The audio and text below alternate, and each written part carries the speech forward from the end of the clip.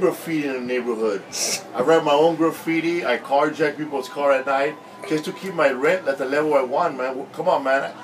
I love my 3-bedroom apartment for $900 a month, living by myself, while everybody else next to me is struggling. That's right. That's so true. I live in a real bad neighborhood, man. A new restaurant just parked in front of my house.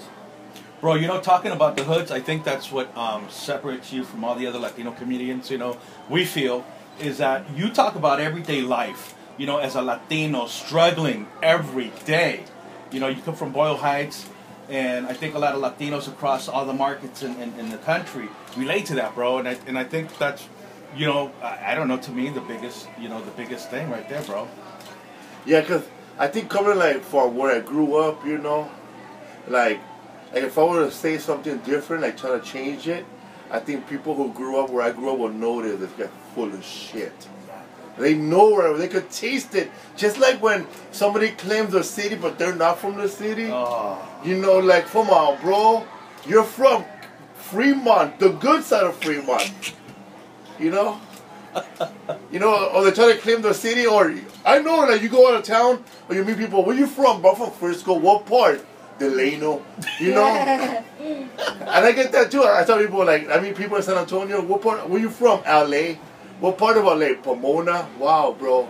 Bro, how important is that, bro? Talking about everyday life, because I mean, you talk about everyday life, Latino style, right? Yeah. I mean, that's, but yet, you know, we're here in Pleasanton, right? Very white community, right?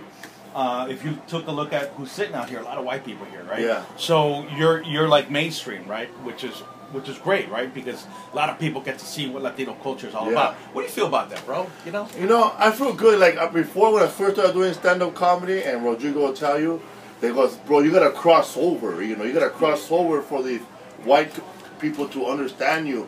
But then when I met Paul Rodriguez, he told me the opposite.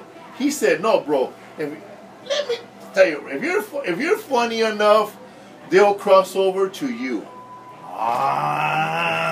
To do it in his voice, bro. It's not the question about being Latino. It's a question about being funny. That's it. Build it and it will come. Yeah, you build it and it will come. You know what? People worry about crossing over first when they should be worried about being funny first. Right. Do your homework. Be what you are. Be your true thing. You know, a lot of people, you know, first got on the whole thing on George Lopez, right? And he took it pretty much mainstream to me. Yeah. Right. What is your relationship with George Lopez, bro? Right now. Oh, I met him in when did we meet him? In 2000? 2003.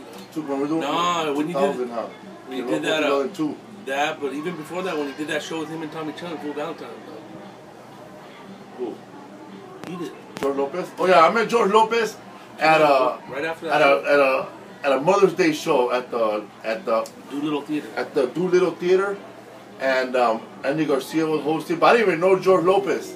I just met Andy Garcia there, and I said, "Whoa!" He had a cigarette, a cigar. A cigar. He had a light in a green room, and I said, "You can't smoke in a green room." I'm thinking to myself, "Oh, Andy Garcia, he can do the hell he wants."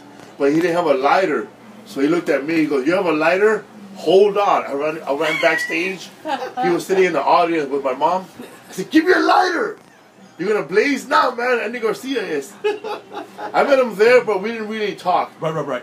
But then I met him when he was hosting Galavision's Que Locos. Right. Oh. And he was, man, this guy was funny, but I never knew how funny he was, because I don't have cable growing up.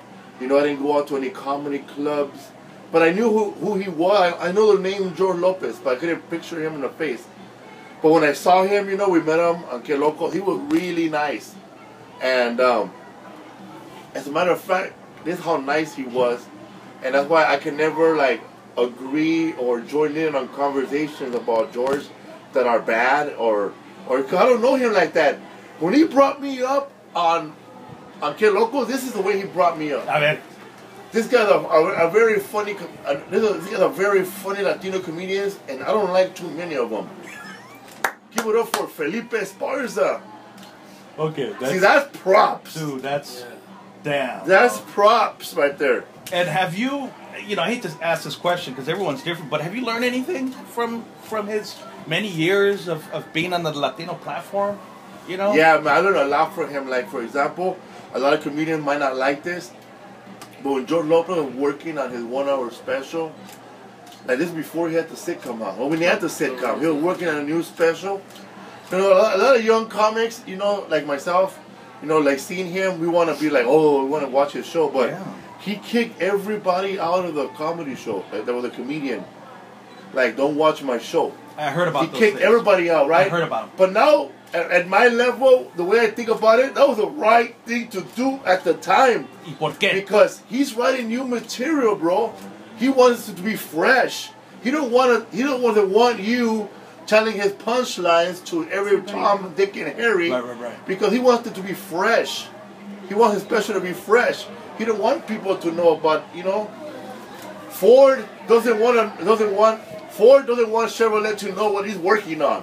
That's what it is. That's it, bro. Because see, man, young comics like myself back then, like we would look at him and go, we would look at him as the